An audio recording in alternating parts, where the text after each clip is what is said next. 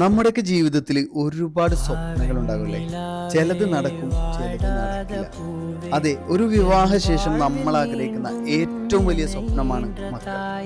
ഞാനിന്ന് ഇവിടെ പരിചയപ്പെടുത്താൻ പോകുന്നത് സലീം അസീല ദമ്പതികളെ പറ്റിയാണ്. വിവാഹം കഴിഞ്ഞ് 24 വർഷത്തിന് ശേഷം ദൈവാനുഗ്രഹത്താൽ അവർക്കൊരു പെൺകുഞ്ഞ് പിറന്നിരിക്കുന്നു. ദൈവത്തിന്റെ കരങ്ങൾ ലൈഫ് ലൈൻ ഹോസ്പിറ്റലിലെ ജസീന ഡോക്ടറിലൂടെ നമ്മുടെ മുന്നിൽ വന്നിരിക്കുകയാണ്. സലാലക്കാർക്ക് ഏറെ സുപരിചിതയാണ് ഡോക്ടർ ജസീന.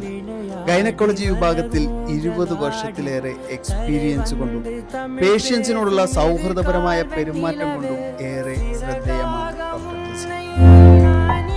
നല്ലൊരു അനുഭവമാണ്.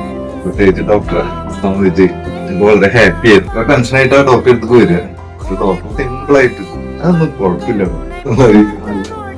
നല്ല ഹാപ്പി ആയിട്ട് തന്നെ പോകും.